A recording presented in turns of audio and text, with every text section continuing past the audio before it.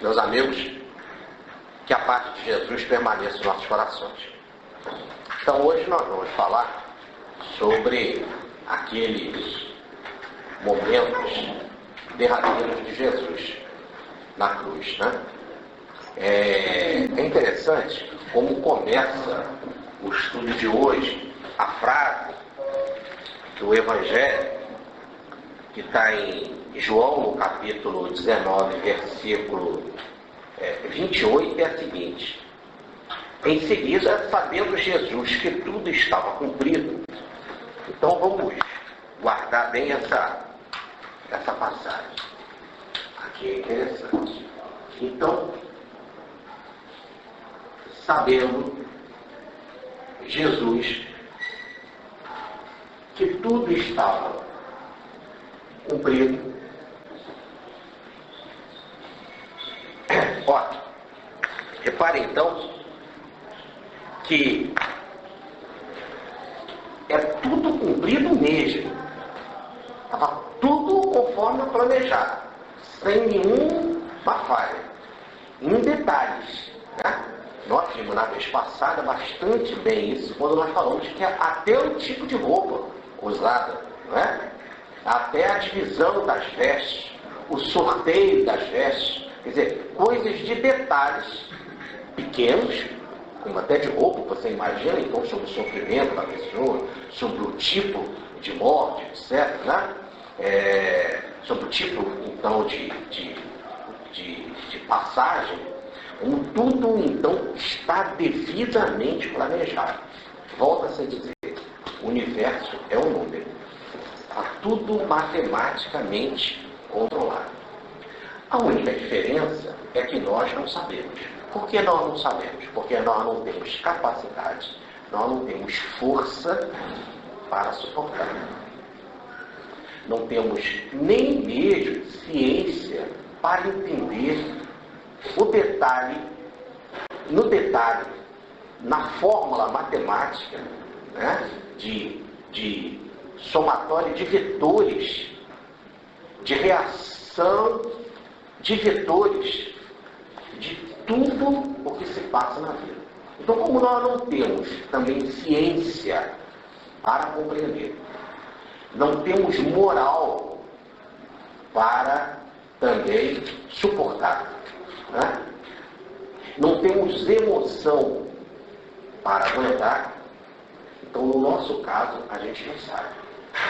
Então nós não sabemos, dado o nosso nível evolutivo. Isso não quer dizer que a nossa vida não esteja tão bem planejada, com o mesmo cuidado, com a mesma matematicidade do que a vida de Jesus. Ou então a vida de seres mais inferiores do que nós, tanto do reino mineral, vegetal como animal. Está tudo controlado. Existe uma lei, que é a lei natural, que é a lei divina, que dirige tudo. O universo é consciente, ele é vivo. E Deus é onipotente, tem poder para tudo. Essa lei, ela é onipotente. Ao mesmo tempo, ela é onisciente, ela conhece tudo. E ela é onipresente, está em tudo. Então, ele é onipresente, está em tudo. Ela é onisciente, conhece tudo. Ela é onipotente, tem poder para dominar, para controlar tudo. Agora, a única coisa é que nós não sabemos. Então, quando lá em João, capítulo 7, nós temos aquela passagem em que os judeus queriam pegar Jesus. Era uma festa da Páscoa, não é aquela última festa da Páscoa, dessa daqui da chamada crucificação de Jesus, não. Numa Páscoa, os judeus queriam estavam perseguindo Jesus, e Jesus então ainda estava pela Galileia, ainda não tinha subido no sentido de que é mais alto mesmo, a Judéia, no caso, Jerusalém. Jesus ainda não havia subido para as festas da Páscoa. E os irmãos dele, quer dizer, os seus primos, os seus parentes, que não acreditavam naquela época nele, começaram a interrogar: Senhor, por que tu não sobes para a festa? Né? E Jesus disse: subam vocês para a festa. Não é a tradição dos judeus? carrismo e para a festa, então subam vocês, que a hora de vocês é qualquer hora, a minha é qualquer hora. A gente lendo rapidamente essa frase, parece que no caso dele há um planejamento, ele tem a hora dele, nós não temos. Não, não é isso. A gente tem que ler com atenção. A nossa hora também está programada. O que nós não temos é consciência da nossa hora. Porque se nós soubéssemos, tá certo? Que a nossa hora daqui a pouco, atravessando a São Xavier, a gente ia querer atravessar a São Xavier, nós não saberíamos. Também não tem problema, a São Xavier dava a volta e nos pegava aqui. Não tem como fugir da hora. Só que a gente não tem condição, força, moral, nem emoção para suportar isso lá no nosso nível. Tá certo? Jesus sabia da hora dele e fez com que tudo se cumprisse. Não diz, ele não falou para Pedro, que o Cristo deveria passar por tudo aquilo em Jerusalém, que seria crucificado, perseguido, etc. Então ele fala para Pedro e para os outros apóstolos. Então vamos, levantemos, vamos para Jerusalém. Então ele é proativo com a hora. É como que o peixe que sabe que vai para o mar e de repente ele resiste, ele não quer ir para o mar. Não tem jeito. O rio vai levar ele. Ele pode resistir um pouco, de uma hora, o rio vai levar. Tá certo? Quem já sabe e sabe das vantagens que é esse processo, ele não fica contra a natureza, ele soma com a natureza. É o caso de Jesus. Quando não se tem moral, nem conhecimento, nem ciência para isso, então não se sabe. Não é que a vida esconde. É um processo automático. Não se sabe porque não se tem nível para compreender. Isso não quer dizer que não houve. Então, cuidado e planejamento. Tá certo? Não há uma bagunça, não há desordem no universo. Está tudo no lugar certo, as pessoas certas, no momento exato, está tudo devidamente controlado. No universo não há desordem, não há caos, há um controle. Se sabe ou não se sabe dele. Essa é a única diferença. No caso aqui de Jesus, não. Sabendo Jesus que tudo estava cumprido. Ah, é a diferença. Ele sabia. Os outros não sabiam.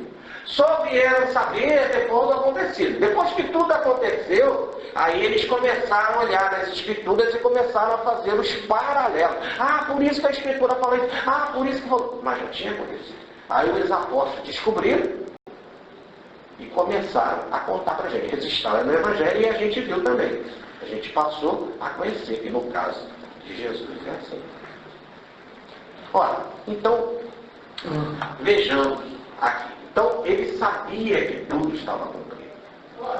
E aí, então, vai para os momentos finais. Tudo chegava ao ponto, estava cumprido numa perfeição tremenda. Essas são as 7 frases que Jesus pronuncia na cruz. Observe. As 7 famosas frases, as últimas palavras de Jesus na cruz, que inspirou tantos grandes músicos, tantos poemas, né? Tantos momentos de arte, principalmente na música, por exemplo, Haydn, quando compôs, né, a sua música divina, né, dos 7 últimas palavras de Jesus na cruz. Haydn, Mercadante, César Franck, Schultz, mas eu aqui tenho um carinho especial pela música de Haydn. A música de Haydn realmente é divina. As 7 últimas palavras de Jesus na cruz. Então, essas são passagens do Evangelho. Né? E a primeira que nós temos aqui é a do perdão, quando ele fala: Pai, perdoa porque eles não sabem o que fazem. E que está em Lucas, no capítulo 23, versículo 24. A outra é aquela chamada promessa do ladrão ao ladrão, né, sobre o paraíso. Em verdade, eu te digo hoje, estarás comigo no paraíso. Que também pertence a Lucas, no capítulo 23, versículo 43. A outra nós comentávamos aqui na semana passada, que é a entrega de Maria, João Evangelista, e de João para cuidar de Maria. Mulher, eis teu filho. Filho, eis tua mãe. Nos entregando, então, Maria para ser a mãe universal da cristandade. Como nós vimos na vez passada, está em João, no capítulo 19, versículos 26 e 27. A outra é do chamado abandono, do abandono do pai. Abba é pai, né? Meu Deus, por que me abandonaste? Que é uma passagem do Salmo 22, é como se ele estivesse fazendo uma oração, ou recitando o Salmo de 22, que começa assim: meu Deus, por que me abandonaste? E que está em Mateus, no capítulo 27, versículo 46, e também em Marcos, no capítulo 15, versículo 34. A outra é o que nós vamos estudar hoje, né? Ele diz: tenho sede. Essa do tenho sede, que está aqui no texto que nós vamos ler daqui a pouco, que é João, no capítulo 19, versículo 28. A outra também está no capítulo de hoje, que nós vamos ver, é: tudo está consumado. Então está tudo cumprido.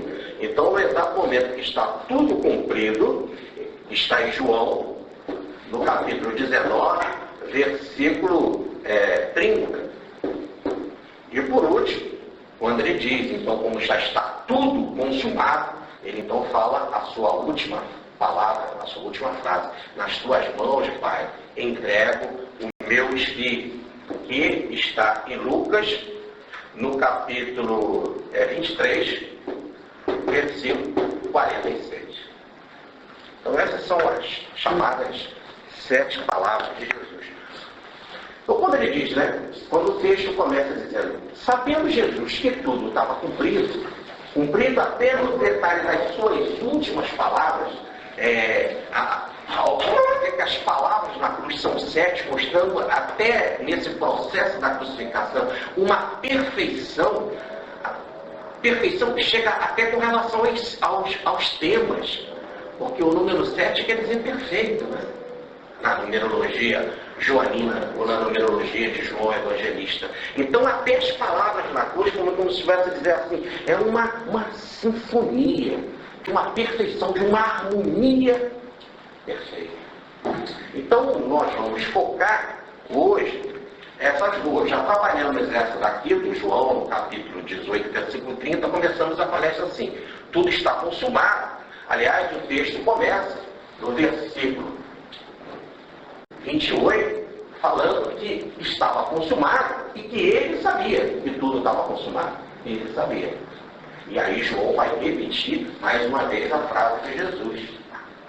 Quer dizer, João, já sabendo que Jesus falou essa frase, tudo está consumado, que está lá no versículo 30, ele começa essa passagem dizendo: sabendo Jesus que tudo estava consumado.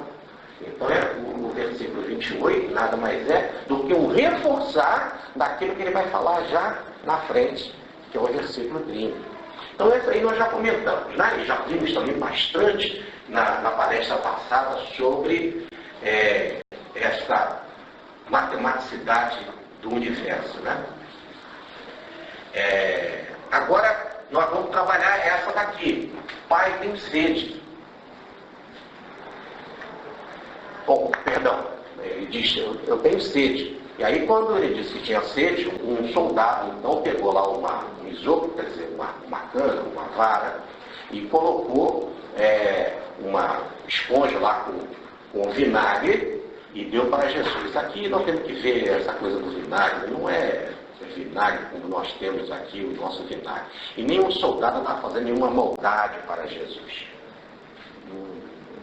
Não é nada disso. Ele estava dando o que ele tinha de melhor, que era um vinho, o chamado posca, uma bebida amarga, quer dizer, feita de uva, só que amarga. Nós teríamos aqui uma espécie de grapa, que seria uma cachaça de uva, tá certo? Uma cachaça de uva. Então é um vinho rastante, bem forte, bem denso, bem pesado, que era um vinho, talvez até pouco tempo de maturação, e que pertencia aos soldados, que não era um vinho de qualidade. Um vinho de qualidade, né? Eram os nobres romanos que tomavam e que eram transportados da Itália, e que isso era complicado. Então, o que se tinha de melhor ali em Israel e que aqueles que tinham dinheiro, os comerciantes e outros, tomavam. A população não tinha, o soldado simples não tinha. Além do mais, não é um lance de não ter só financeiramente condição de comprar. Não é isso? É até o comum. Por exemplo, o grosso da população se identifica mais com uma bebida forte, por exemplo, com uma cachaça, com uma aguardente, do que necessariamente com um copo de vinho rebuscado.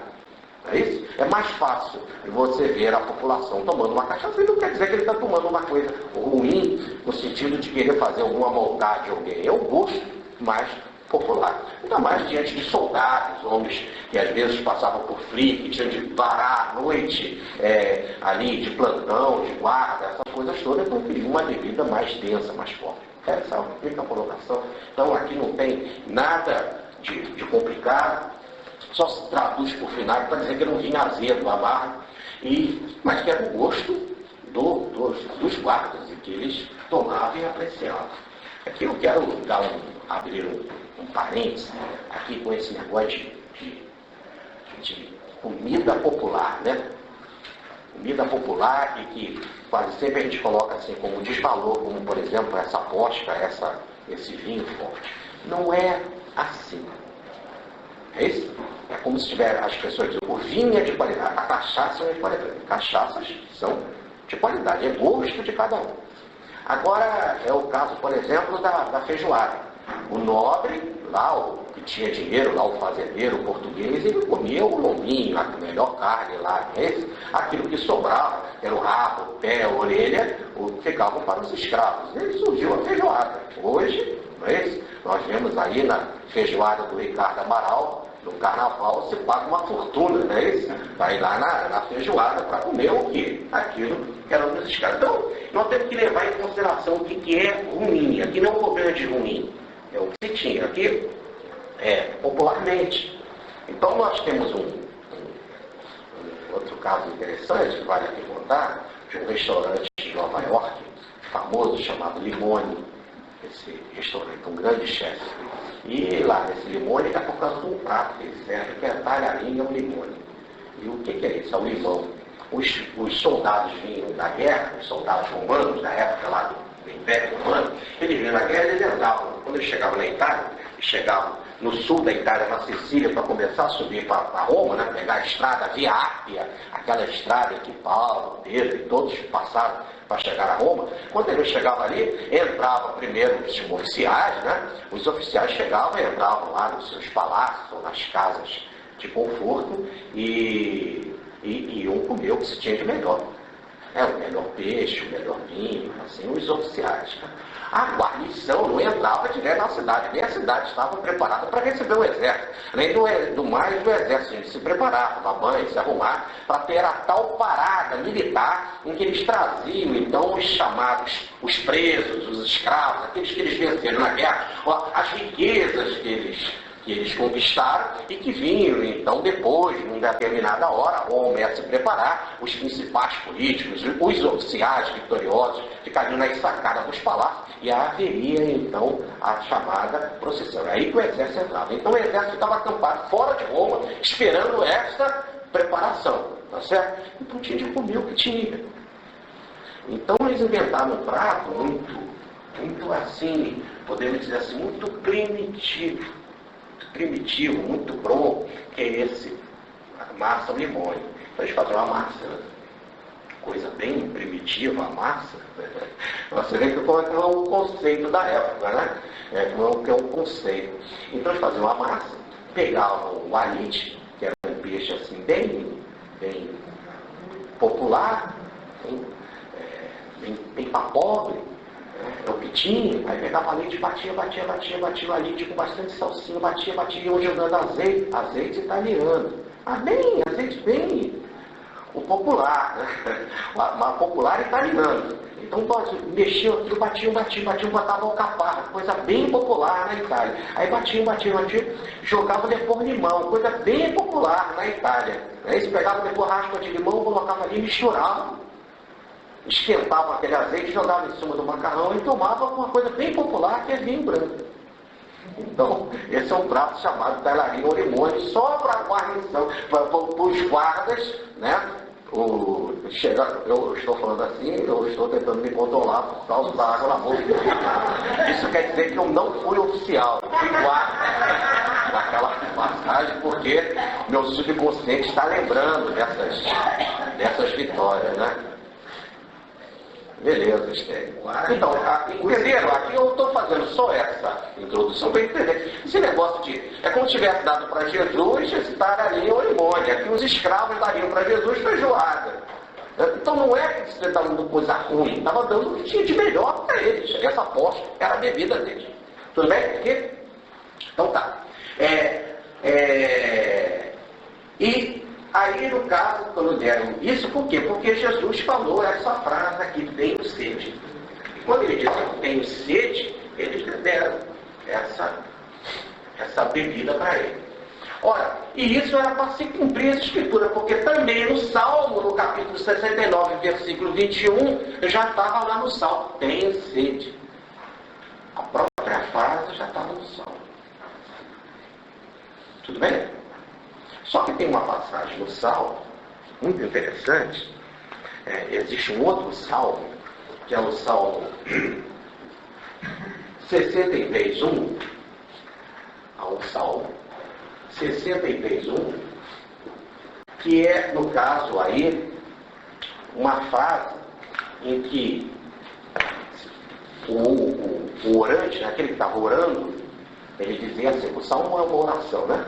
Aquele que estava orando, ao começar o Salmo, ele dizia assim, minha alma tem sede de Deus, o meu corpo deseja Deus, como a terra árida, a terra enxuta sem água. Então, a minha alma tem sede de Deus, está no Salmo 63, versículo 1. E o meu corpo deseja Deus. O meu corpo deseja Deus como uma terra árida e enxuta, uma terra sem água. Imagina uma terra então sem água, né? Quando, parece que ela está sedenta de água, né? Quando cai água, com aquela água puxada, né? Sugada pela terra. Então, no Salmo 63, versículo 1, está escrito assim, minha alma tem sede de Deus. E o meu corpo também deseja Deus, como uma terra árida, uma terra seca, uma terra sem água. Vamos então começar a refletir aqui. Jesus, então, poderia ter sede como um corpo que fosse sedento, como uma água, uma terra sem água, uma terra sem água, uma terra seca, enxuta. Uma terra, é muito triste a gente ver uma terra seca, né? Porque ela não tem condição de produção, parece que a terra ela começa a rachar, parece que ela está sofrendo. Então ela tem sede de água. E aí as pessoas querem colocar que Jesus teve esse tipo de sede, como se fosse essa terra seca. Mas continue, vamos continuar aqui refletindo. Quando ele estava subindo o Gólgota, a uma distância de 600 metros, lá do Palácio de Pilatos para o Monte da Caveira, onde ele foi crucificado, para o Calvário, nessa distância, há aquela passagem que ele cai, não é isso? Aliás, cai por 3 vezes, não é isso? E aí tem também, segundo os apócrifos, Verônica veio, enxugou o rosto de Jesus e a sua imagem ficou no pano. Então, isso está no livro apócrifo, isso não está nos evangelhos. Isso não quer dizer que o livro seja apócrifo, porque esse caso não tenha acontecido. Apócrifo simplesmente foi que a igreja, quando fez o seu cano, não selecionou este livro para ser colocado nas escrituras, como as chamadas escrituras sagradas. Mas, continuemos. Ali, então, aí ele encontrou as mulheres que acompanhavam Jesus lá desde a Galileia, que seguiam ajudando ele, porque é uma passagem em Lucas, no capítulo 8, versículo 2, que várias mulheres seguiam Jesus. Entre elas, Maria de Madalena, né? Nós tínhamos Salomé, nós tínhamos Maria, mãe de Jesus, nós tínhamos Maria, a mãe, a irmã de Jesus, etc. Então, a Susana e outras mulheres, Joana de Búzios. Então, eram mulheres que ajudavam a Jesus e os apóstolos em várias situações, comida, roupas, essas coisas todas, né? Então, essas mulheres chorosas estavam ali quando Jesus caiu. A mulher é muito mais sentimental, né? Então, Jesus, diante daquela situação, elas estavam ali com aquele sentimento, chorosos, né? E Jesus disse assim: filhas de Jerusalém, não choreis por mim, mas por vós mesmos. Quer dizer, pela essa situação aqui do mundo, vocês que são do mundo e vivem no mundo, poxa, é essa situação do mundo que é grave. Quer dizer, essa situação de atraso que é grave. Não chorem por mim. Ele então explica: se fazem isso com lenho verde, o que se dirá com lenho seco? Então, se faz isso com lenho verde, ele está se colocando como lenho verde, não lenho seco. Lenho seco, quer dizer, uma lenha ou uma madeira em que não tenha seiva. Se a dele é uma madeira, né, um lenho verde, significa que tem seiva, não está seco. Olha, então eu não posso imaginar esse corpo seco em Jesus, desejando água nesse sentido. Nas colocações dele mesmo. Agora, o que é mais interessante é que eu separei duas frases aqui que são cheias de interrogações para isso. Por exemplo, aquela conversa com a samaritana, em que ele pede água à samaritana. Olha, ele estava na Samaria, né? O samaritano não fala com o judeu não fala com o samaritano, ainda mais com uma mulher, né? Sozinha. Ela estava ali recolhendo água e Jesus pediu água. Ela viu que ele era um judeu: você está pedindo água a mim, você sendo um judeu? Né? Ainda mais que o judeu não aceita, porque considera o samaritano ou o gentio como um impuro. E aí, como que ele vai dar alguma coisa para ele beber? Além do mais, eles não se falam. E aí, como está pedindo água a ela? E Jesus disse, né? Se você soubesse quem está te pedindo água. Eu tenho uma fonte de água viva. Aquele que eu der dessa água jamais terá sede. Esse versículo aqui. E está no mesmo João que diz: tenho sede. Está no mesmo Evangelho de João. Olha, repare então que no capítulo 19, versículo 28, ele diz: tenho sede. Agora, antes, no capítulo 4, diz: eu tenho uma fonte de água viva. Aquele que eu der desta água para beber nunca mais terá sede. Parece que ele tem a fonte, mas não bebeu dela. Porque já ele vai ter sede. Então, fica aqui para a nossa reflexão. Não é isso? Até a samaritana chegou a pensar: como é que você tem essa fonte? Como é que você vai pegar dessa água? Né? Você não tem cuia para pegar? Eu tenho para pegar para você. Quer dizer, ela interpretou também essa fonte ao pé da letra no sentido material. Mas Jesus disse que tinha uma fonte, que quem ele desse desta água, uma fonte de água viva, viva aí não está no sentido só de vivo, como nós interpretamos hoje, viva no sentido de movimento, que está brotando, que está se manifestando. Não é uma fonte parada, é uma fonte que está jorrando. Daí essa ideia de que está vivo, porque está em movimento. Tá certo? A água corrente, daí da ideia de vivo, um rio vivo, uma fonte viva.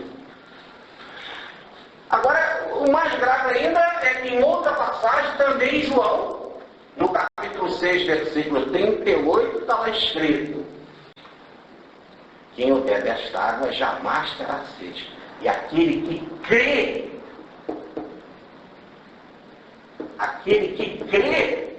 em mim, jamais terá sede.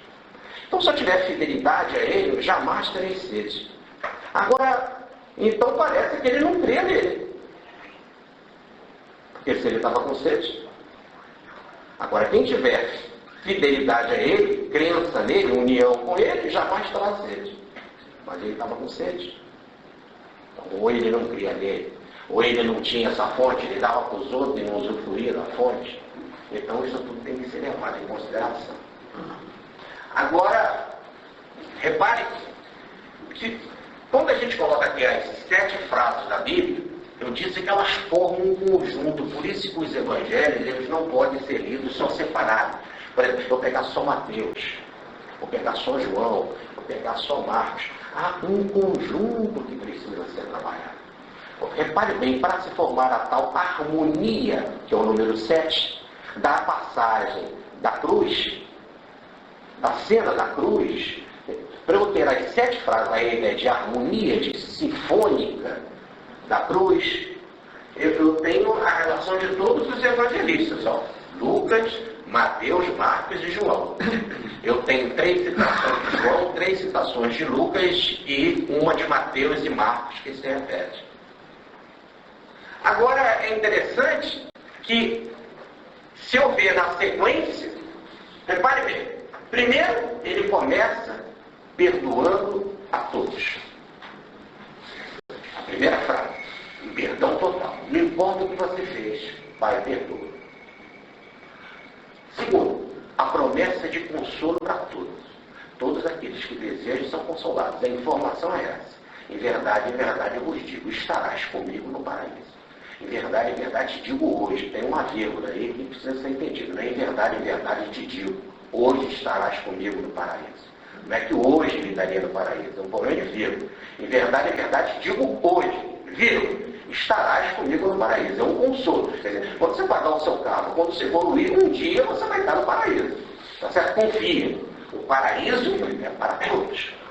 E paraíso, que mesmo você não estando hoje, você já pode ter um consolo hoje. Pelo exato momento que você tem a certeza de que a vida continua, de que você está protegido, que você está amparado, né? Que você tem um reino de felicidade para receber, você já começa por antecedência, apesar do sofrimento da luta, a ter esse consolo.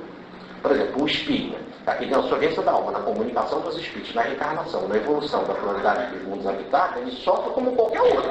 Ele tem karma como qualquer outro. Tá certo? Ele passa por dificuldades se ele tiver de desencarnar da forma mais violenta ou não, seja lá como for, igual qualquer outro. A única diferença é que ele conhecendo isso, e se ele tiver essa certeza, essa confiança, é melhor para ele, para o processo. Porque ele tendo o conhecimento, ele tem aquilo que Paulo chama da âncora da esperança, que o sustenta.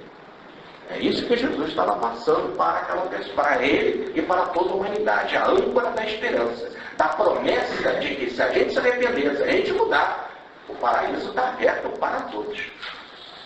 Segundo, a doação de Maria para a humanidade. Não existe nada mais interessante do que essa passagem de doar a mãe. Isso é uma coisa tão boa ter a mãe, e Jesus sabia, mais do que ter uma mãe, já é uma coisa maravilhosa, mas ter aquela mãe especial que era Maria, que ele sabia muito bem como ela era, no seu nível, ele queria comungar com toda a humanidade, e assim ele fez. Uma entrega de amor para a humanidade.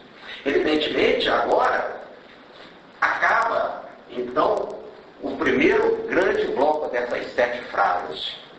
São 3 afirmações. A primeira é de perdão, a segunda é de consolo e a terceira é de um consolo pleno, num exemplo que é a doação da mãe.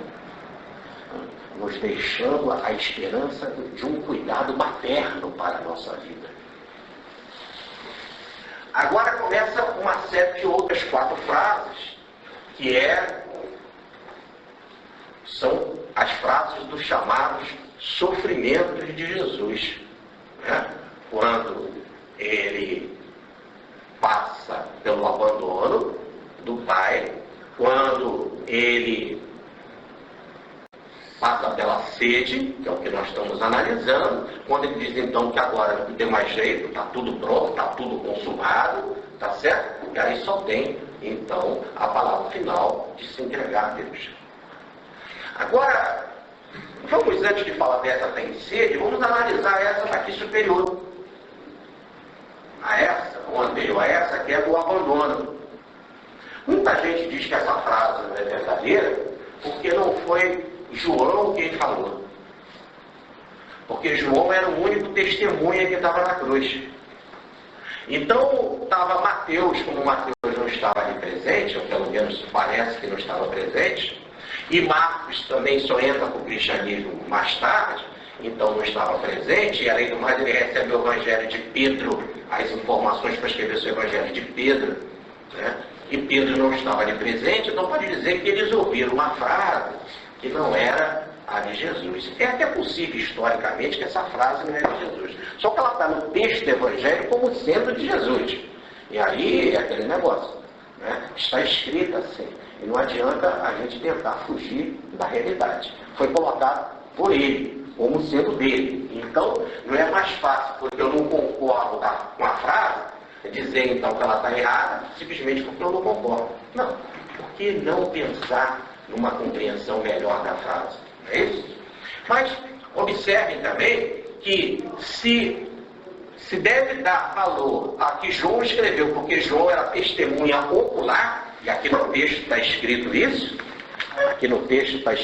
o Evangelho de João, ele diz assim, olha, e aquele que ouviu, quer dizer, que viu isso que está aí, ele está terminando a história, ele diz assim, aquele que viu dá testemunho, e o testemunho é verdadeiro, e sabe que diz a verdade, para que também vós acreditais, porque estas coisas foram feitas para que se cumprisse essa escritura. Então ele está dizendo que o testemunho é verdadeiro, e não só é verdadeiro, porque ele não só é verdadeiro porque ele está dizendo, é verdadeiro porque ele viu. Agora, o problema não é só quem viu. A gente que não viu, que tem testemunho verdadeiro. Já eu vou falar aqui um caso para vocês de uma pessoa que não viu, mas que acabou vendo. Vamos guardar isso por enquanto. Uma pessoa que não viu, mas disse que viu. Guardemos. Mas, continuemos aqui. E se for levado em consideração isso, por exemplo, então João não viu que Jesus diz, Pai, perdoa porque eles não sabem o que fazem, que é uma frase, essa todo mundo concorda. E João não citou ela, quem só cita é Lucas. Então aquela passagem que Jesus promete o paraíso no futuro para o ladrão, João também não cita. E aí? Não é verdadeiro? Por exemplo, aquela outra, tão importante quando Jesus diz, está tudo consumado, né? E que ele diz, Pai, nas tuas mãos entrego o meu espírito. João não cita, só pertence a Lucas. Então, essa postura dos evangelhos é como se fosse um quebra-cabeça, a gente montando, repare como dá um todo, não é?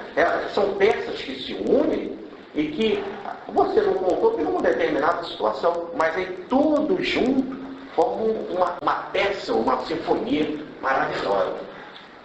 A grande colocação dessa frase, meu Deus, por que me abandonaste? Pai, né? Por que me abandonaste? Ela é uma oração. É o Salmo 22. Era um salmo muito recitado. As pessoas, inclusive, sabiam de cor o salmo. Então, quando você vai recitar uma oração, por exemplo, né? Você pode recitar Pai Nosso, está no céu, Ave Maria, cheia de graça, salve Rainha, Mãe de Deus, não é isso? É uma oração. É assim um salmo. E o salmo começa assim, meu Deus, porque me abandonaste. Não é uma frase solta. É uma oração grande, são mais de 40 frases. Entenderam? Então, será que ele estava falando esta oração e falando a oração toda?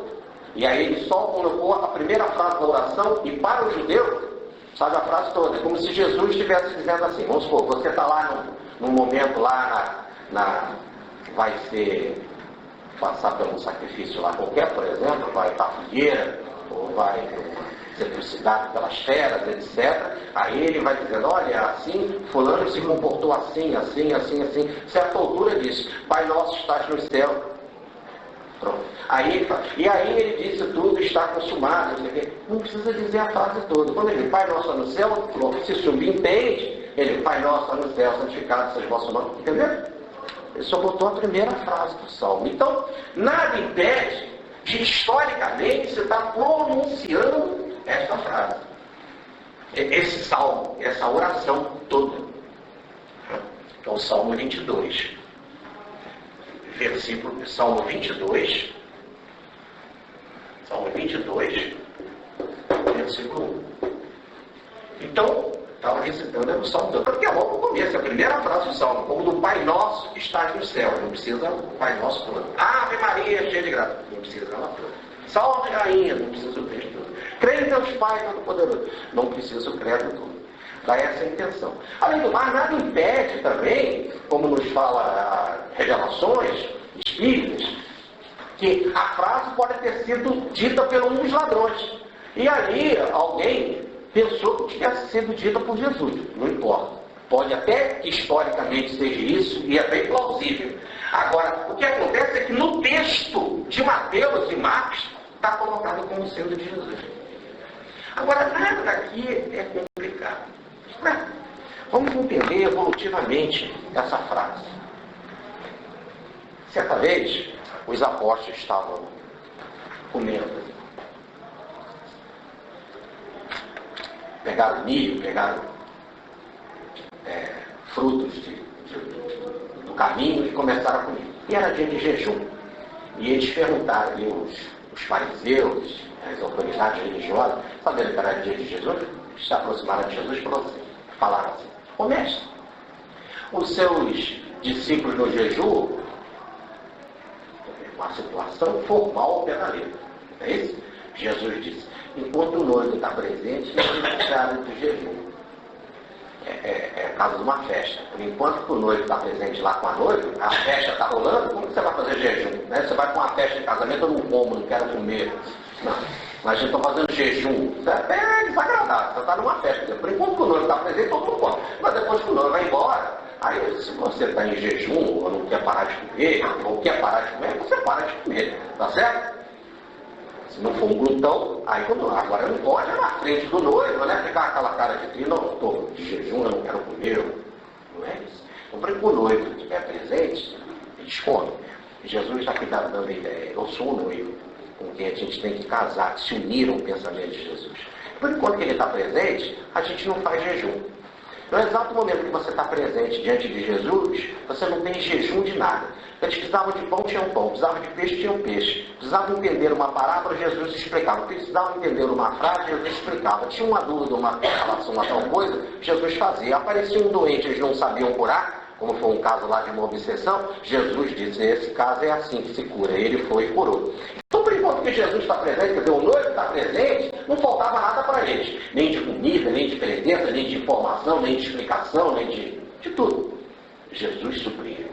Agora Jesus diz assim: mas quando eu for para o meu Pai, aí eles não terão. Aí eu enviarei o Espírito da verdade para que não falte nada para eles. Aí vai funcionar a mediunidade, em que espíritos superiores enviados por Cristo, que falarão do Cristo, que estão em unidade por Cristo, suplementarão eles nas suas faltas. Tá certo?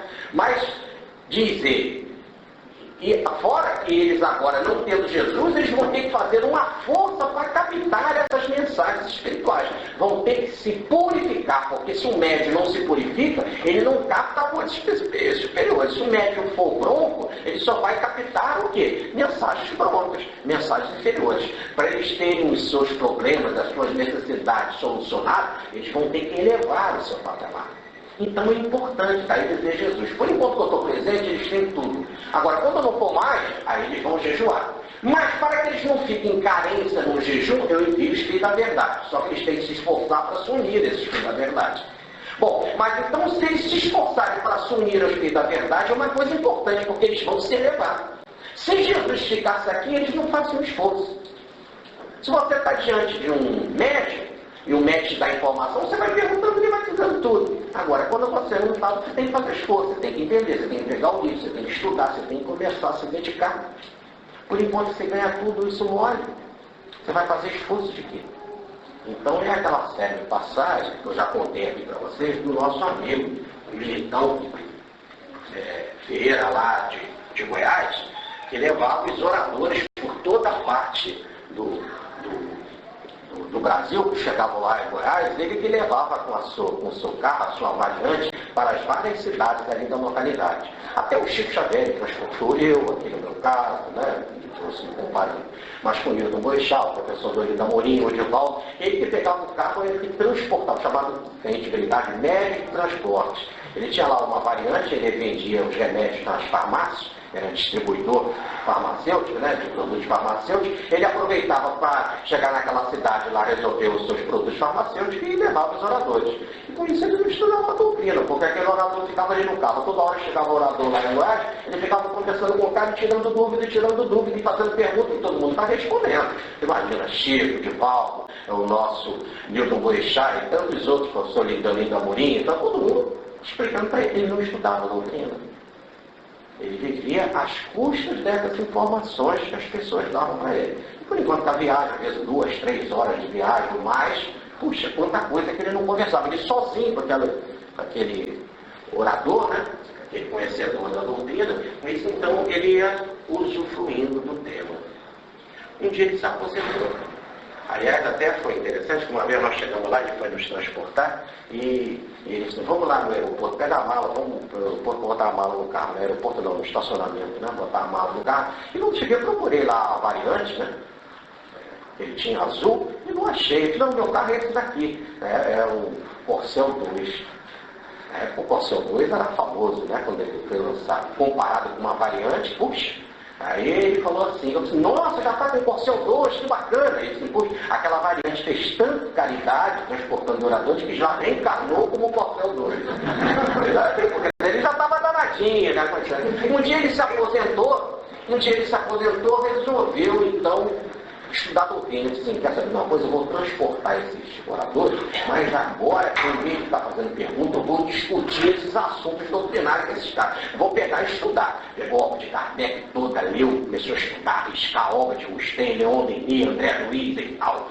Aí, passou um período lá meio de entre safra, não apareceu nenhum orador, e disse, poxa, depois que eu estudei isso tudo, eu vou botar mesmo isso em prática. Então, em vez de ficar esperando o orador, eu vou em busca dele. Qual é o melhor de todos? Poxa, o Chico Xavier. Então, eu vou lá visitar o Chico. Foi para Uberaba, né? Porque o Chico já estava em Uberaba.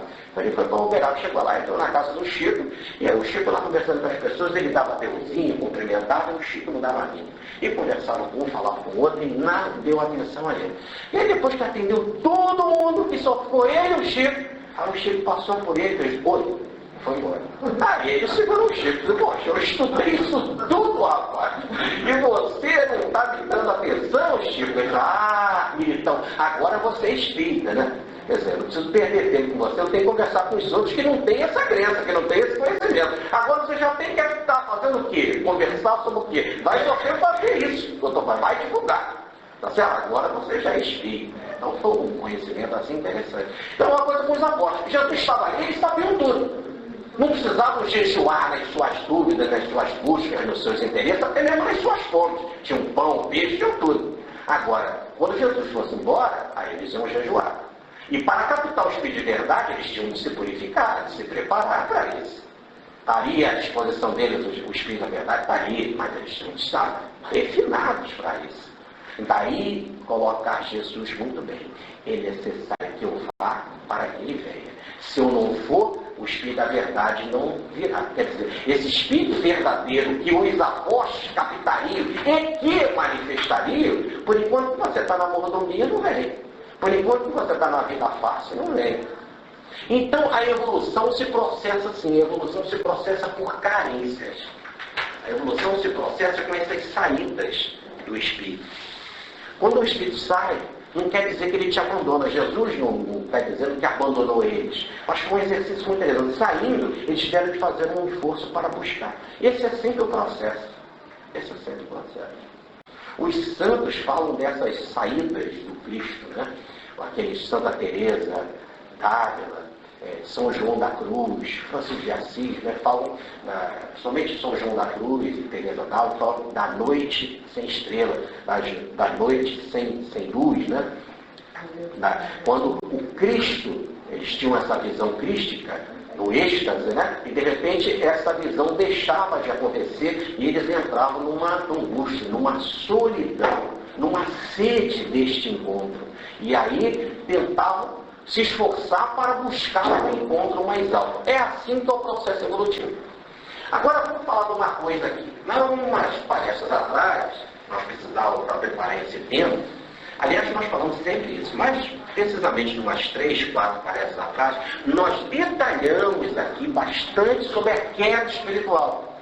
E nós falávamos que a queda espiritual do anjo, quando o anjo deixou o paraíso, o deixou por livre e espontânea vontade, que agora ele tem todo o trabalho de evolução para voltar. Como essa queda espiritual foi um não espontâneo, por livre vontade, contra a vida, e aí você caiu, evidentemente que o alto exige agora o teu sim para você voltar ao sistema. Você tem que fazer agora, para voltar ao céu, para voltar ao paraíso, você tem que dar definitivamente o teu sim. O teu sim, como se estivesse dizendo assim, aceito plenamente toda esta condição. Este é um exemplo muito interessante. Então, o processo da evolução se faz, porque o espírito caiu, porque ele disse um não a Deus, disse um não à lei divina, e aí ele começa todo o trabalho de subida. Todo esse trabalho de subida é todo controlado. Tudo tem que ser cumprido, todo o processo das múltiplas subidas espirituais, das múltiplas dificuldades, etc. Tudo tem que ser passado até tudo ficar consumado e a criatura entregar o Espírito ao Pai. Pronto. Quando ele faz isso, ele tem que, por livre e espontânea vontade, dar o seu sim. A vida não te impõe nada. O livre-arbítrio é sagrado. Porque se não houvesse o livre-arbítrio, a alma seria uma máquina, seria um robô. Ela tem que dar o seu sim espontâneo a Deus. Então, tudo estava feito. Repare como começa o texto, né? O texto começa, ele sabia que tudo estava cumprido, faltavam apenas essas duas situações para que tudo ficasse consumado e entregasse o Espírito ao Pai. O tal do abandono e o tenho sede. Essas outras passagens já estavam prontas. Tudo já tinha sido pronto, o perdão já era total, a promessa do consolo era total, a entrega da mãe era total. Haviam duas situações que precisavam passar para ver esse sim total a Deus. Então a primeira é essa, do abandono do pai. Não é que o pai abandona ninguém. Não, absolutamente não há abandono. A vida não abandona ninguém. A própria frase de Jesus é essa: eu não vos deixarei órfãos nunca. Meu pai. É apenas uma técnica de crescimento espiritual. Essa técnica de crescimento espiritual para você mudar de nível, mudar de patamar. Nós registramos aqui a frase da carta de Paulo aos Hebreus, que diz Emmanuel, que foi a única carta que ele escreveu de próprio punho, inclusive chorando, inspirado pelo próprio Cristo, diz Emmanuel no livro Paulo Estevam, quando ele fala duas frases. Está na carta aos Hebreus, capítulo 2, versículo 10, e na carta aos Hebreus, capítulo 5, versículo de 7 a 9, quando ele fala desses sofrimentos do Cristo, né? De todas essas lutas do Cristo, das suas lágrimas, das suas dores. Não vamos interpretar isso ao pé da letra no sentido de dor física. O problema não é esse. São coisas profundas da alma, que toda esta luta acontecia com ele.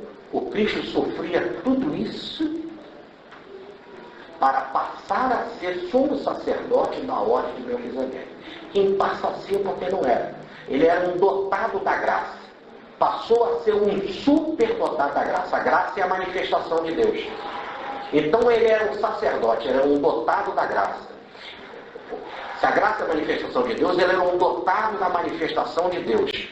Aí diz essa carta aos Hebreus: e ele, por causa das suas súplicas, referências e pedidos e orações ao Pai, olha as orações e as suas entregas, ele passou a ser sumo sacerdote da ordem de Melquisedeque. Mas aqui o importante é essa ideia, por enquanto, para nós aqui da nossa palestra. Passou a ser um superdotado da manifestação divina. Então houve um plus, houve um ganho, em que ele deixou de ser dotado da graça para ser um superdotado da graça. Se a graça é a manifestação divina, para você ter mais da manifestação divina, não é um processo de inchamento diante do seu tamanho. Não. Mais do que isso. A técnica é sempre essa: é necessário que eu vá para que ele venha. Há um aparente abandono. Há um aparente abandono no sentido de que se sobra a dimensão mais adiantada para que a alma tenha sede desta busca. E tendo sede desta busca, ela faz um esforço para ir a nível mais alto. Deixar de ser um dotado da graça e passou a ser um superdotado da graça. Jesus também vai falar isso para os discípulos na estrada de Emaús. Nós vamos ver com a ressurreição, em que os discípulos voltam para casa, e dois estavam voltando para Emaús, achando que tudo havia acabado, que Jesus morreu e tudo tinha terminada na cruz, e Jesus aparece para os discípulos na estrada de Emaús, conversa com ele, divide o pão, aí eles reconheceram que era Jesus, e Jesus diz assim para eles na conversa, na estrada: mas o Cristo não deveria sofrer tudo isso, que volta a dizer. E sofrer não vamos interpretar fisicamente, porque se formos interpretar fisicamente não tem lógica, e tem muita gente que sofreu muito mais do que Jesus. Por exemplo, esse avião que caiu, a gente não sabe nem como é que as pessoas morreram, como é que foi a duração que ficaram na água, lá, sofrendo e penando o frio. Nós não sabemos, né? E tempo que foi, quantas horas levaram, se ainda estão vivos até agora, a gente não sabe. Então nós não podemos imaginar aquele curto espaço de tempo, tá certo? Para ver como eles sofreram. Nós já vamos ver aqui nesse caso, que quando Jesus foi crucificado, começou esse trabalho por volta de meio-dia, às 3 horas, quando foram lá quebrar as pernas dele, para ele, o corpo arriar, e ele sentir cãibra, e sentir asfixia e morrer mais rápido, quando foram fazer isso, ele já estava considerado morto. Agora, os outros 2 que morreram do lado, os 2 não estavam. E diz o texto aqui, o texto de hoje, que nós estamos aqui abreviando, são histórias já mais conhecidas, os 2 não. Os caras chegaram lá e quebraram a perna deles. Então, se nós formos levar em termos de sofrimento, os 3 apanharam. Os 3 foram crucificados do mesmo jeito. Jesus, se for levar o pé da letra, morreu antes do que eles. Os outros ainda continuaram ali penando na cruz e ainda foram. Era uma passagem violenta, que eles pegavam um pedaço de porrete, ou então uma barra de ferro ou de lança, de arma, e aí davam na canela da pessoa para quebrar a canela, nos joelhos, para quebrar, o corpo descer. Se for levar em nível de sofrimento, até os outros 2 sofreram mais. Então, a ideia não é essa. Agora, o sofrimento da alma, o sofrimento de um artista, é uma coisa. Tá certo? Sofrimento, a sensibilidade de um artista, a sensibilidade do santo, a sensibilidade do evoluído, essa nós não podemos medir. Entendeu? Então vamos lá. Então o que se está dizendo é que ele passou a ser sumo sacerdote para a ordem, para essa ordem, cresceu. Daí ele falar para os discípulos: mas não deveria o Cristo sofrer tudo isso para entrar na sua glória? Quem vai entrar porque não estava. Mas ele já não estava na glória? Já, mas havia uma outra maior. De sacerdote para sumo sacerdote, mesmo para entrar na sua glória. Então esse crescimento maior é que nós não sabemos como é que faz. Isso se faz com essa situação de uma espécie de abandono. A alma se sente vazia para se esforçar para buscar. Mas repare que é um processo muito rápido. No exato momento em que há essa sensação da falta divina, porque há necessidade de uma busca, imediatamente a alma grita em desespero: tenho sede. Não é uma sede de dar vodka para ele, de dar vinagre. Não é essa sede. Não é a sede física. Lembre-se que tem uma fonte de água viva, quem beber desta água, tá certo? Então não é isso. Era de uma outra subida. Então aqui nós temos 2 colocações. A primeira, o que faltava ali naquele momento? No sentido deste abandono maior, era de Deus, para haver o seguinte processo, em que ele ia passar a ser sumo sacerdote e entrar numa glória maior. Então, esta falta divina era para deixar de ser dotado da presença divina para ser um superdotado da presença divina. Sair da glória ou do estado superior que ele já se encontrava para ir para um super estado superior. Vamos comentar na sua. Então essa é a primeira coisa. E havia uma outra sede importantíssima que estava acontecendo ali e que ele vai explicar depois muito bem, porque ele que dita a mensagem para Pietro Baldi, no livro, na mensagem do perdão, mensagem do perdão que é ditada por Cristo ao professor Pietro Baldi, no dia 2 de agosto de 1932, quando ele diz assim: almas,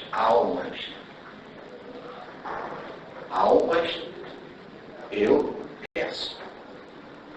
Almas eu busco, almas eu quero. Aliás, essa frase também é de Francisco. Quando o Papa perguntou para ele sobre o perdão, quanto tempo ele queria esse perdão, ele disse assim: eu não tenho que pedir tempo para perdão. Eu vim aqui querer almas, eu quero almas. Jesus vai falar isso na mensagem do perdão, né? Almas eu quero, eu não sinto, é a coisa que eu mais venho buscar aqui, é o carinho de uma alma.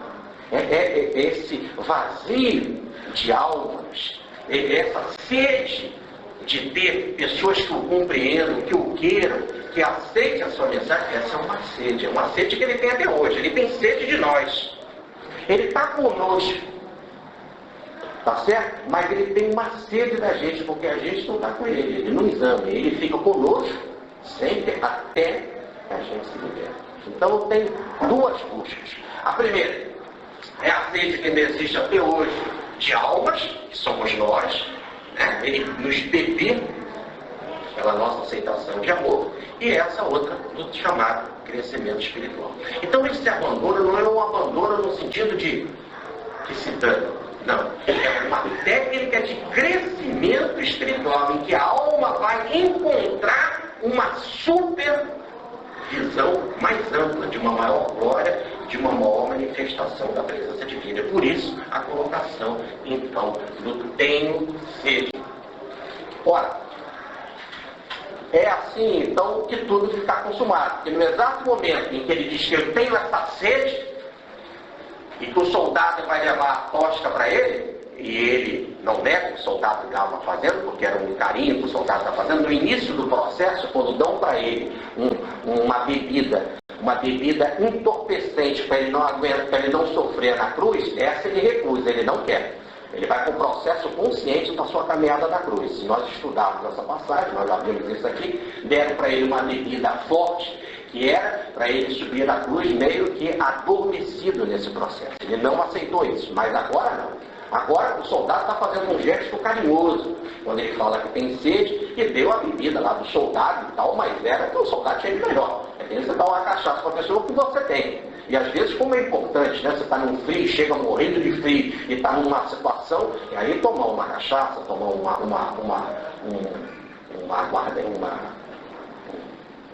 negócio lá de vinho, né? Conhaque, não é isso? Como que às vezes pode ser um reanimador, ou pode até ajudar, às vezes, num processo de uma extração de dente. Então a gente não se fazia isso naquelas épocas em que não se tinha anestesia, né?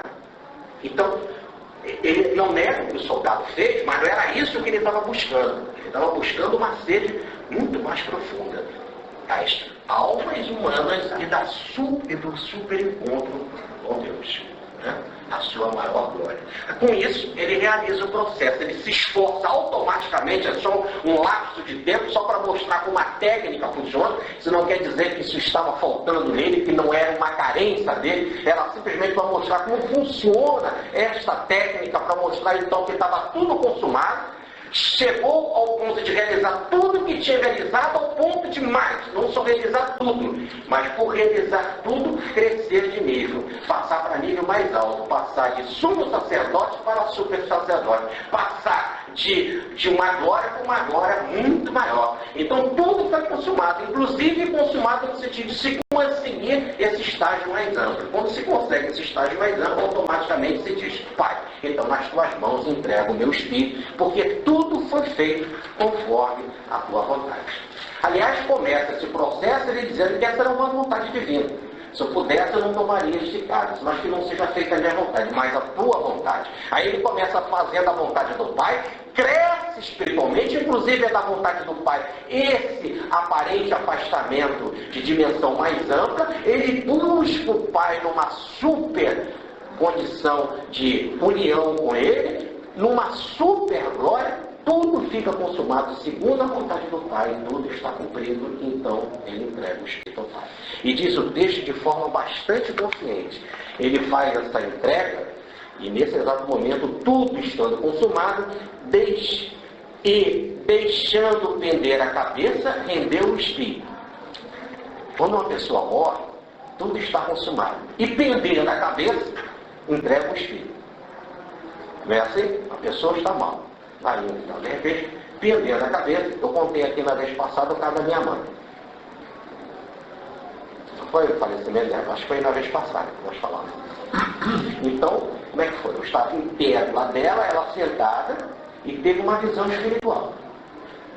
sentiu mal, teve o primeiro impacto do infarto, voltou, a empregada colocou o sublingual, ela então consciente, ergueu as mãos, com os olhos marejados, lá, e disse: meu filho, você não está vendo. Quantas crianças que vieram buscar a sua mãe? E colocando a cabeça aqui, morreu.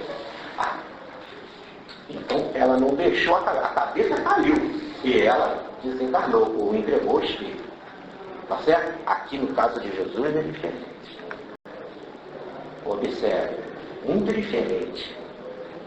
Tudo estando consumado, quer dizer, não chegando a hora, deixando prender a cabeça, é um ato consciente. É ele que se desliga, é ele que sofre. Ele, automaticamente, deixando prender a cabeça, ele sai. É um processo consciente, quer dizer, ele fez a separação dele do corpo. Diferente do caso da minha mãe. Aconteceu a separação dela. Ela não comandou esse processo. Tá certo? É um caso do saber e não saber, do início do nosso texto. Sabendo de tudo. Não só sabia de tudo, mas tinha um controle para deixar, inclusive, o corpo. Então, mesmo sendo um corpo materializado ou não, pouco importa o processo mesmo. Você tem um corpo materializado, o espírito está ligado a esse corpo, ele comanda esse corpo materializado. A gente também, nós estamos nesse corpo que nasceu de uma biologia comum. O espírito também comanda esse corpo. Deixar um ou outro vai depender da capacidade do espírito. No caso aí, Jesus, ele tinha essa capacidade, ele deixou o corpo. Mesmo sendo materializado, o corpo ficou lá, com as suas vibrações, ou com a sua coesão molecular, comandada e controlada por ele, ou pelo espírito, ou pelos espíritos que ele decidiu e deixou sobre para essa governança, para esse controle. Né? Então, a passagem é que ele deixa, então, o espírito, e os soldados, então, vão providenciar o processo final. Porque os judeus foram procurar lá os soldados, porque não era legal na véspera da Páscoa, somente do sábado, e somente aquele sábado que era especial, que era o sábado grande, da grande festa, que era da Páscoa, foi ficar um corpo ali pendurado. O judeu não queria esse. E já era 3 horas da tarde, e às 6 horas começava o dia. Para o judeu, o dia começa às 6 da noite. Então faltavam 3 horas para terminar a sexta e começar o sábado. E era o primeiro sábado, que para eles era dia sagrado. E segundo, que aquele era um grande sábado, que era o sábado da Páscoa.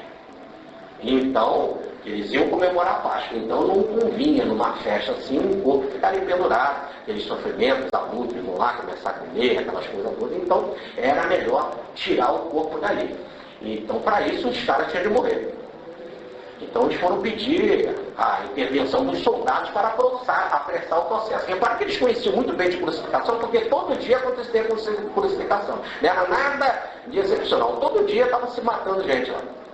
Então, eles conheciam muito bem isso. E sabiam que o método lá do crucificação, que era nada mais do que quebrar as pernas do crucificado, para que o corpo pendesse, ele deixasse de controlar mais o corpo, dava cãibra, asfixia, falta de ar, e a pessoa então morria mais rapidamente.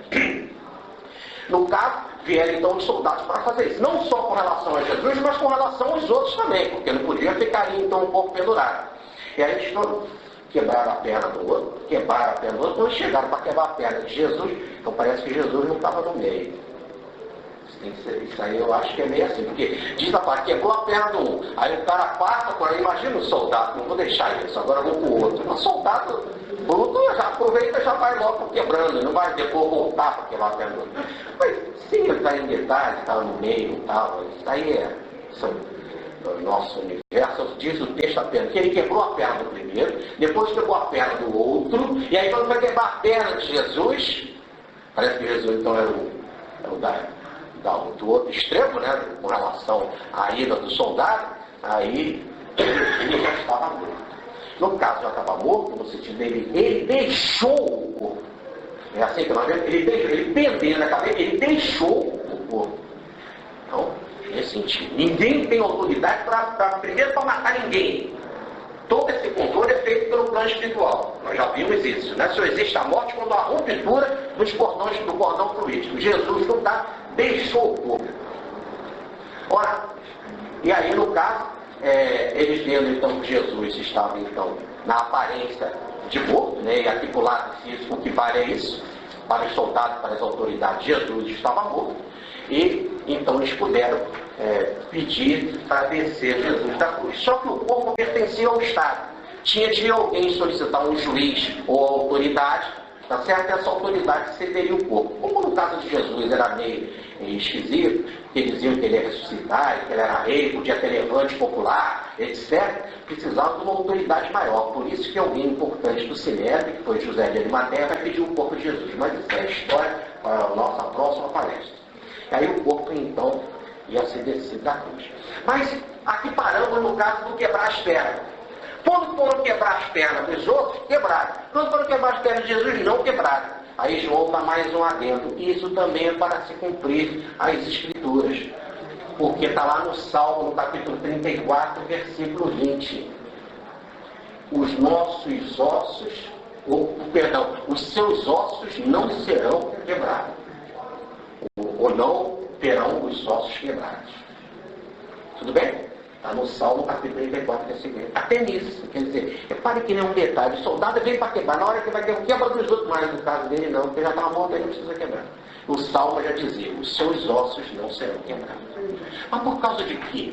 Porque ele estava se colocando ali como um cordeiro. Né? Eles não iam matar o cordeiro agora na Páscoa, eles iam comer a Páscoa. Jesus antecipou a Páscoa e comeu a Páscoa na quinta-feira com os apóstolos. Ele está antecipando. Os judeus iam comemorar ali, a partir daquela noite, a Páscoa. Jesus antecipou a Páscoa. Por quê? Porque ele queria, na Páscoa, ele ser a Páscoa, ele ser o Cordeiro Pascal. Que é o grande sacrifício da evolução. Não existe evolução sem derramamento de sangue. Não existe evolução sem sacrifício. Ele era o Cordeiro Pascal.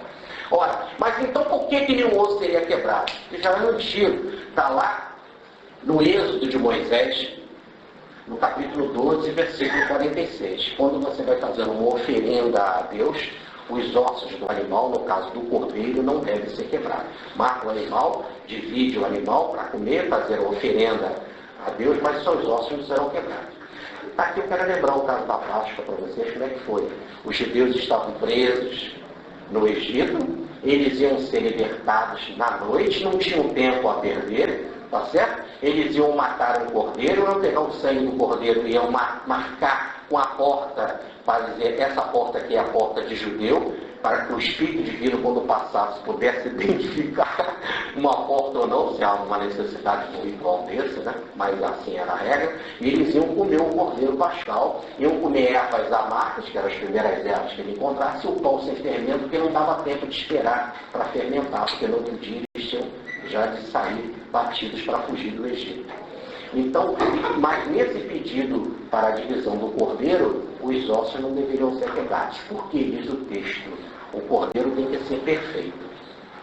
Evidentemente que aqui nós estamos diante de um simbolismo interessante, que os ossos não seriam quebrados, porque nesse caso nós estamos diante de um ser perfeito, que inclusive tem um corpo perfeito, tão perfeito que não teve nenhum nascimento como nós. Um corpo profundamente perfeito, fruto de uma mente perfeita. Daí a frase, mente sã, corpo são. Nada quebrado, nada enfermo, nada doente, tudo em perfeito estado. Porque se não é essa perfeição, como você mergulha no paraíso sem perfeição?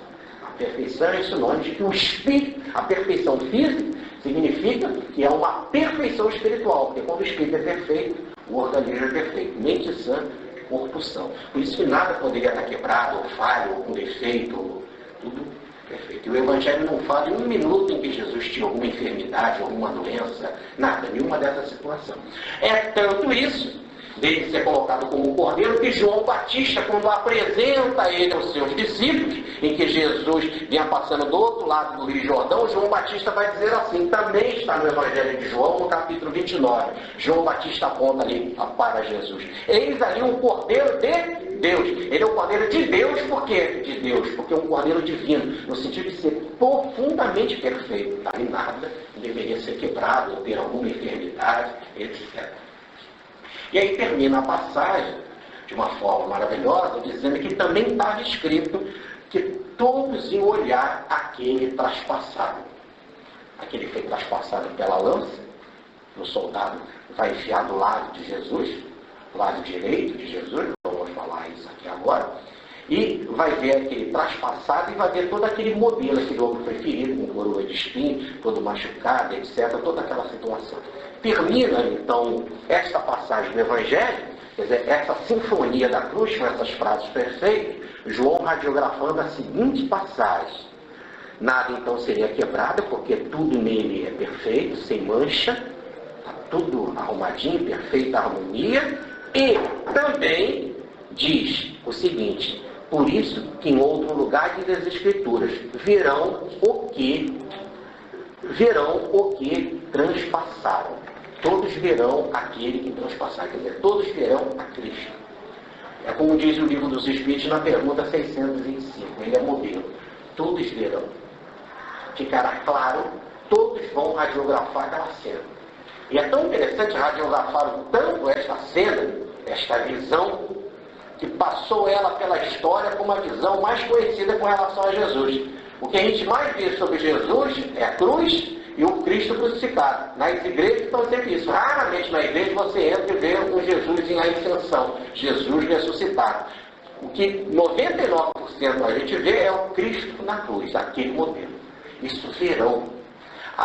Verão aquele que transpassar, quer dizer, ficará bem claro que ele é modelo. Por quê? Por que termina o texto assim ao ponto de dizer João? E isso para se cumprir as Escrituras.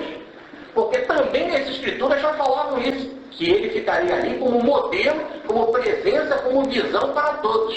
Que está em Zacarias, no capítulo 12, versículo 10. O mesmo Zacarias também, que em outra passagem vai dizer, antes que ele fosse vendido por 3 moedas, que aquelas moedas seriam usadas para fazer um cemitério. Entre em detalhes, cemitério para estrangeiro.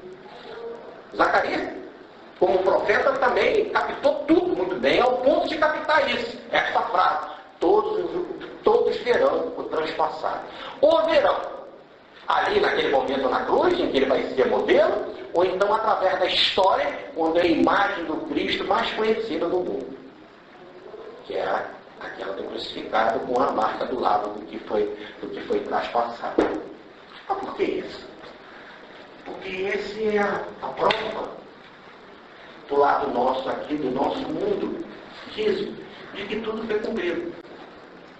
Para o nosso mundo, tudo se cumpre quando a pessoa dá a Deus e parte e desencarna, né? Assim, apesar dele ter se encarnado ou não, dele ter controle sobre o corpo ou não, para nós aqui isso é indiferente, porque nós não temos esse conhecimento. Para nós ele morreu, para nós, quer dizer, é o caso dessa radiografia que o mundo faz das coisas físicas.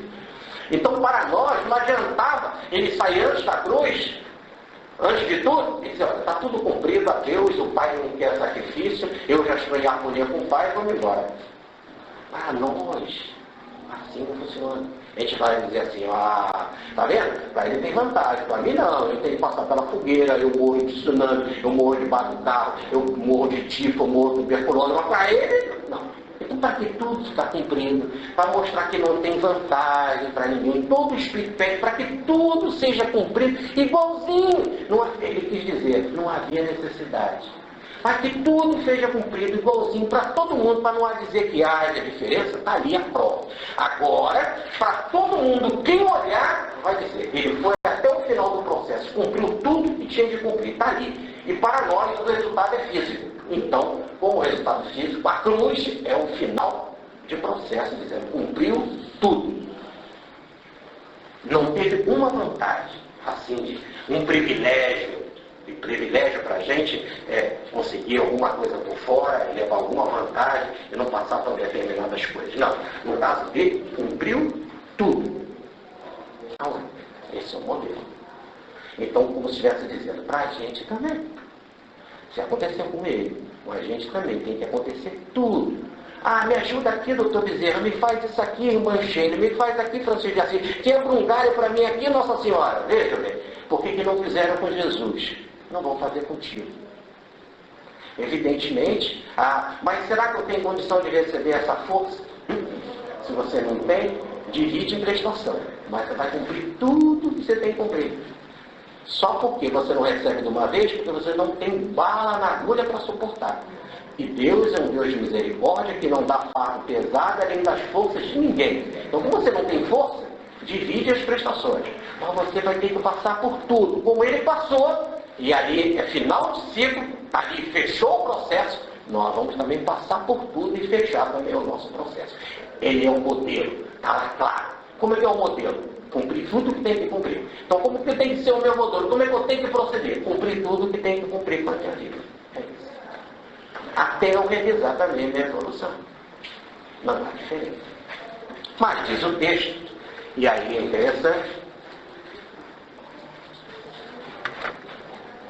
o soldado ia quebrar as pernas de Jesus, e como as escrituras falam, que ele era um cordeiro perfeito, não quebrou, os soldados não quebraram, o soldado não quebrou as pernas de Jesus.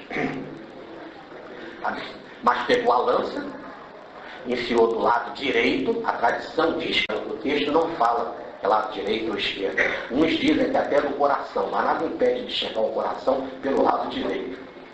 Tá certo? Mas a tradição nos fala que é pelo lado direito e que colocou a lança, e na hora que enfiou a lança, fluiu sangue e água.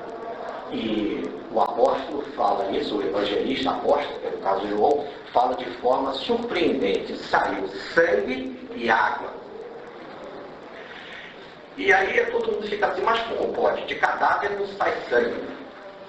Primeiro, os cadáveres correm o sangue. Depois também água. Que negócio de sair água? A gente não vê. Costem resolve de uma forma bastante clara e rápida a passagem.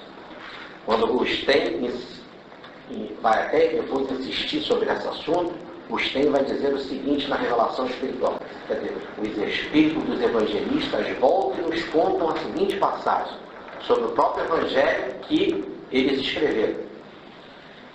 Aquele sangue e aquela água que eles saíram do lado, logo após o lançaço, foram um efeito fluídico, porque o corpo era fluídico, então foi um efeito fluídico, quer dizer, um efeito espiritual, idêntico na aparência para os olhares dos homens ao efeito material que o golpe produziria no corpo humano.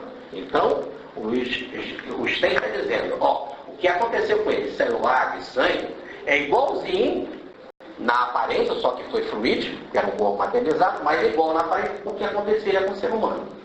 Só que aí que a gente fica, mas com o ser humano acontece isso ou acontece? Ou parece que não. Porque o corpo do sangue, quando você, um cadáver, quando você corta o sangue começa a fluir, mas ele coagula. Então como é que é isso? E água? E se fosse água, como é que sai água e sangue? Não era para sair misturado? E que água é essa que tem no corpo? Não é sangue?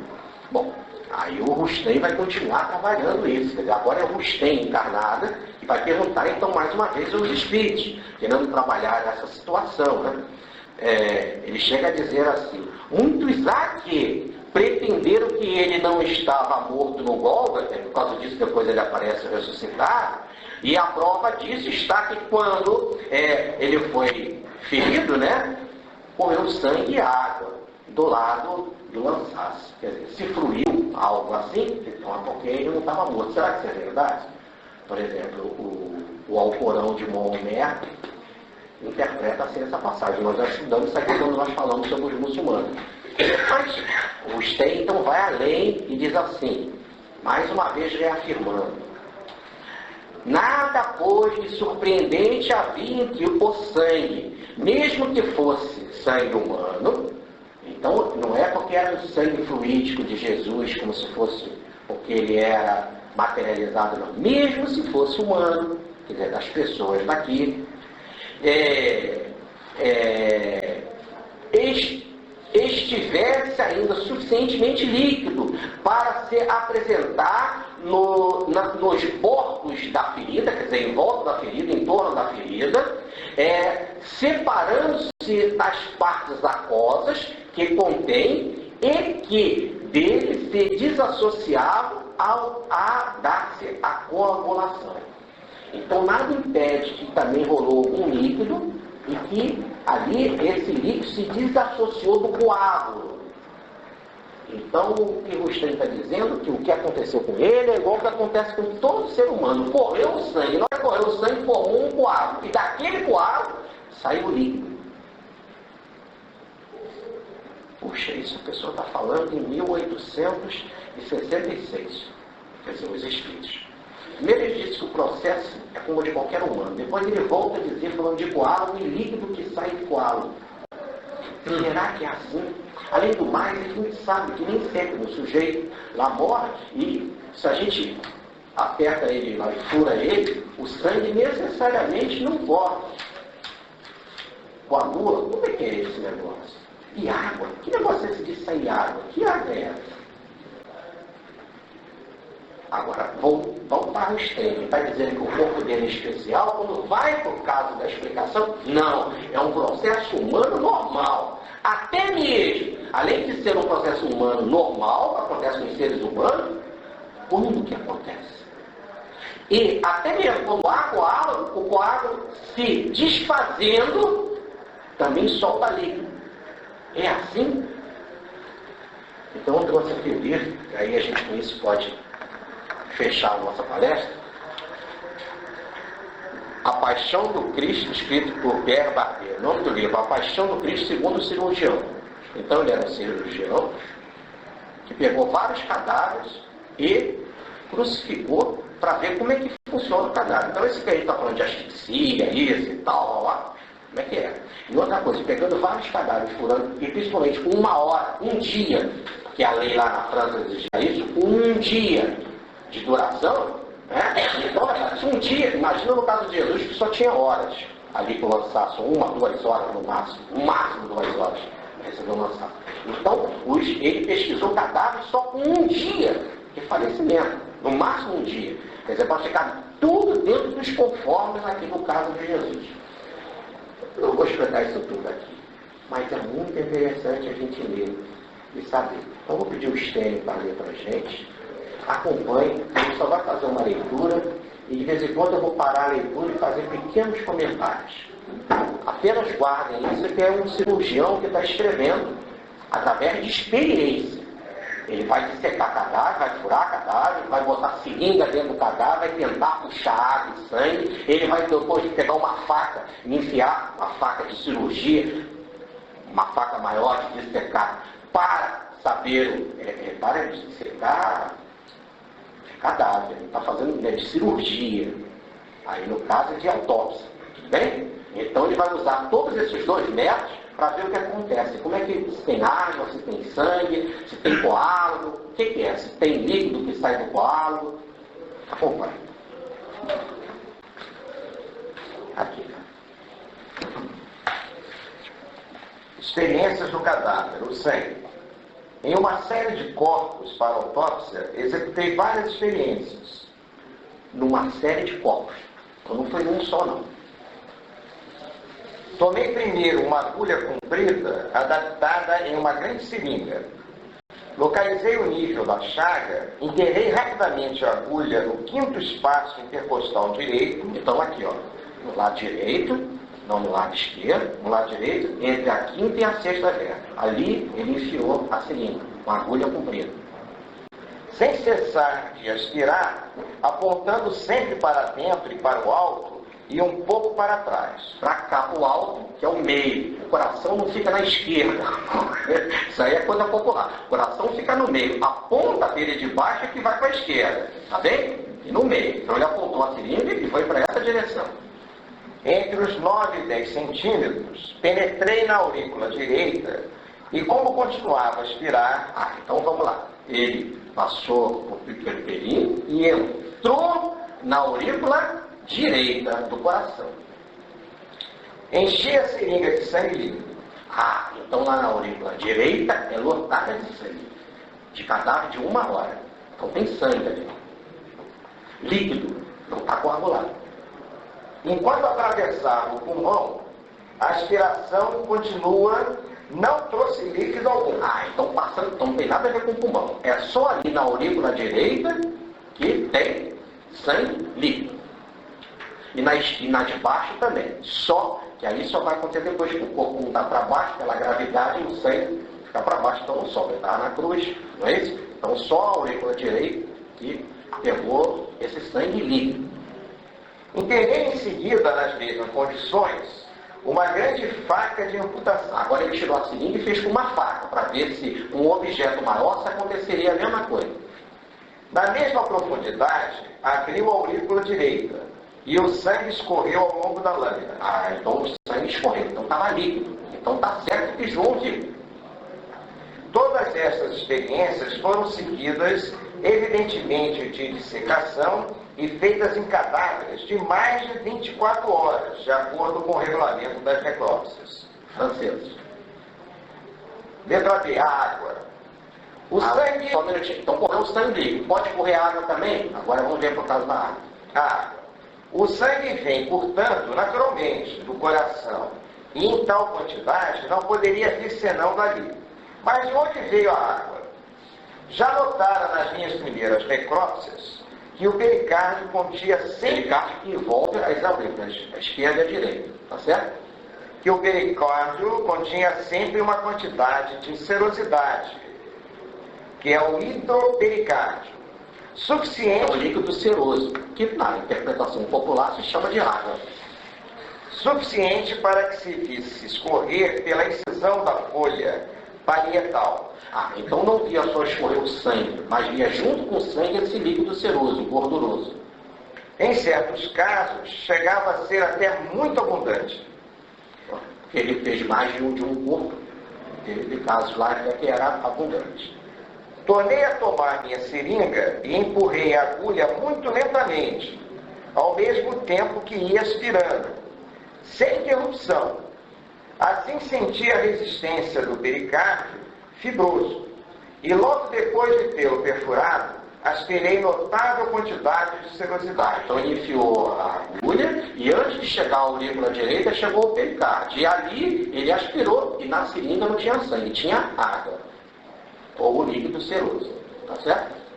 Depois, prosseguindo a agulha seu caminho, aspirei sangue da aurícula direita. Aí ele seguiu com a agulha, saiu daquela zona de líquido e foi para a aurícula direita. E ali era sangue. Em seguida, retomei a faca de amputação e, enterrando-a com as mesmas precauções, vi primeiro correr a serosidade, depois, empurrando mais para diante, o sangue. Então depois ele enfiou a faca, na hora que ele enfiou a faca, correu. Primeiro, ou passou primeiro pelo pericárdio, correu líquido seroso e depois sangue. Por fim, se enterra brutalmente esta faca, se vê sair da chaga considerável fluxo de sangue. Mas pode-se distinguir sobre seus portos que escorre também uma quantidade menos importante de serosidade pericárdica. Era, portanto, a água líquido pericárdico. Pode supor que após aquela agonia excepcionalmente penosa, que foi a do Salvador, este hidropericárdio fosse particularmente abundante e suficiente para que São João, testemunha ocular, tivesse podido ver claramente correr sangue e água. Para ele, a serosidade não podia ser senão água, da qual tem toda a aparência. Como no corpo não há outra espécie de água a não ser serosidade, não pode ser água pura. Aliás, nós mesmos a chamamos de hidropericárdio, que quer dizer água contida no pericárdio. Pronto. Então, está correto. O que João viu é o que o senhor João viu. Não se inventou nada. Está aí. E ele, então, conclui o texto dele. E isso é interessante. Ele conclui o texto. Assim, sim, São João era bem clarividente, quer dizer, bem lúcido. Clarividente é no sentido de lúcido. O que viu foi, sem dúvida, o sangue da aurícula e a água do pericárdio. Eu também vi, diz o cirurgião. Lembra quando eu falei na palestra que tem gente que não viu e não precisa ver? Pela ciência também sabe que é assim. Quer dizer que eu não vi o caso de Jesus. Mas o que João falou, eu sei que é verdadeiro. fiz com vários cadáveres e vi que é assim. Então João viu, eu também vi. Não no caso de Jesus, mas nos outros casos. Quer dizer, o fenômeno da água e do sangue. Tá certo? Então é um caso normal dos humanos? Não é esse? Não é um caso normal? Se chegar a lança, ali o lançaço naquele local, no pericárdio, chegar naquele local da aurícula e traspassando daquele jeito, vai acontecer tal fenômeno de água e sangue, vai. Surpreendeu João, porque tem que ser numa colocação só, não podia chegar num outro lugar do coração, não podia chegar no pulmão, não podia chegar em outro lugar, não só é água e sangue. Só naquela posição, sim. Surpreendeu João? Surpreendeu. Surpreendeu a ele também? Também. Fiz vários testes e provei que é assim. Então João estava claro. Agora voltemos para a rua do Rustem. Rustem poderia dar as devidas explicações todas, as mais gerais. Não poderia? O que ele responde? Não. O que aconteceu com Jesus não foi milagre. Não foi nada excepcional. Foi até uma materialização, mas e daí? Igual do que acontece com o corpo humano. E aí Rustem fala duas vezes, né? Isso nós lemos o texto, a revelação espírita. Ora, isso daqui só vai acontecer na década de 30. Rustem vai dizer em 1866. Logo 90 anos antes, mais ou menos, está lá. A revelação espírita antecede o cirurgião dizendo o que aconteceu com Jesus. Não é milagre. Foi porque ele comandou isso no corpo dele, porque era materialização. Mas o que aconteceu? Aconteceria com qualquer outro. Isso que a revelação espírita fala. E aí é fantástico. E ele ainda diz mais. Lembra que eu fiquei falando do coágulo? Como é que se funciona o negócio de coágulo? E do coágulo também sai água. Aí, olha o que fala o cirurgião. O sangue se coagula quando sai do vaso. Por enquanto que está lá dentro do vaso, ele está vivo. Está vivo. Mas depois que ele sai, ele se coagula. O sangue permanece sempre líquido. Nem se coagula jamais num vaso intacto. Continua líquido até nas veias do cadáver. E isto quase que indefinidamente, até a putrefação ou a dissecação. Quando há putrefação, ele deixa de ficar líquido. Quando há uma dissecação, quer dizer, quando há um corte, aí que ele deixa de ficar líquido. Por enquanto, ele está líquido lá. Daí a preocupação que nós devemos ter com relação à cremação de corpos. Diz que nos recomenda Emmanuel pelo menos 72 horas, um certo equilíbrio para a cremação de corpos. Voltando. E ainda ali, diz o cirurgião, fica por algum tempo vivo. Olha então como é que é uma parte anímica. Pois já foram feitas na Rússia transfusão de sangue de cadáver. O que na França não é aceito, porque muitas pessoas, primeiro, por respeito ao cadáver, dizendo aqui, e segundo, porque não querem sangue de cadáver. Mas na Rússia é aceito. Continua ele explicando, o cientista. O sangue se coagula quando sai do vaso. Aí se você corta, aí ele se coagula. Espalha-se, sempre líquido correndo sobre a pele. E nela que uma parte do fluxo, a que não caiu no chão, se coagula na pele, progressivamente formando um coágulo de fibra vermelha, porque aprisiona em suas malhas os glóbulos vermelhos.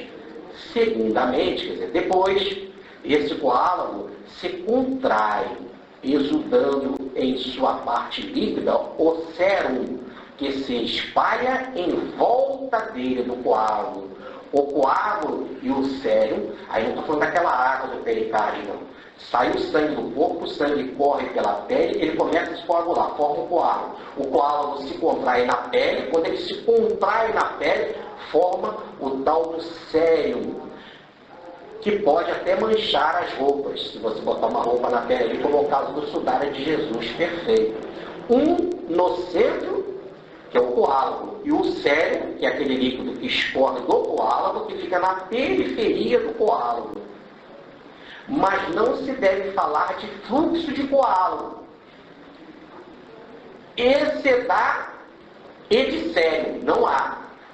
Há o coágulo e o sérum em volta do coágulo. É o sangue líquido e é o sangue líquido que corre. O coágulo se forma sobre a pele E ele adere a ela e resseca na pele. Então, nas duas passagens de Rustem, ele fala de duas formas. Primeiro, o que aconteceu com Jesus é igual a um homem. Rustem volta a perguntar, mas é assim mesmo? A gente não vê isso de forma aí tão comum, porque tem que chegar naquela posição, senão não sai água e sangue. Tem que chegar no pericardio e tem que chegar no aurícula direito, senão não sai água e sangue no mesmo tempo. É assim mesmo, diz Rustem, um homem. Mas e essa coisa do correu e tal? Rustem vai dizer, existe o coágulo e o líquido em volta do coágulo. A segunda parte. Então repare que 90 anos antes, a revelação espírita vem fala da mesma coisa. Nada estranho. Aí vocês poderiam perguntar assim, mas por que sangue e água? Bom, porque isso acontece com todo ser humano, mas tem alguma coisa a ver com o espiritual? Bom, não sabemos. Rustem diz que é humano e não explica o lado espiritual. No Evangelho as coisas não são de graça. Então eu vou pegar uma tradição que não tem nada a ver com o Evangelho, mas que fala de sangue e água, e ela a ver com Jesus. Por exemplo, os judeus. O judeu não cristão está no Shemó Rabá e está no Zohar. São livros da tradição judaica que estudam o Antigo Testamento. São judeus não cristãos que estudam o Antigo Testamento, quer dizer, só livros não cristãos. Eles vão estudar aquela série de passagens da rocha, em que Moisés fere a rocha e sai água. Só que diz o livro dos Números, que está lá em Moisés, o povo estava com sede, e ele bateu na rocha e saiu água. Quando você lê lá no livro dos Números, no capítulo 20, versículo 11, está escrito assim, e ele batendo 2 vezes na rocha, saiu água. Isso não quer dizer que ele precisou bater 2 vezes para sair água. Na segunda batida é que saiu água. Os judeus não são cristãos, em livros não cristãos, estudando situações fora do cristianismo, eles explicam por que 2 vezes. E por que só saiu água na segunda batida. Está aqui nesses livros judaicos. Quando ele bateu pela primeira vez, saiu sangue. É verdade? Sei lá. Os judeus é que falam, crença nos livros esotéricos do judaísmo, da cabala judaica, que vai gerar a tradição esotérica do judaísmo. Na primeira batida saiu água, na segunda batida, na primeira batida saiu sangue, na segunda batida que saiu água. E eu trouxe até aqui as páginas do livro, capítulo 3, na folha 94, versículo 1. E no Zohar, na folha 102, versículo 4. Agora, veja, Moisés bateu com o cajado aonde? Na rocha. Não é isso? Na rocha ou na pedra. E aí saiu primeiro sangue, depois água. Agora, quando nós vamos para Paulo de Tarso, na primeira carta aos Coríntios, no capítulo 10, versículo 4, Paulo de Tarso vai dizer, Jesus é essa rocha. Muita paz. Medita.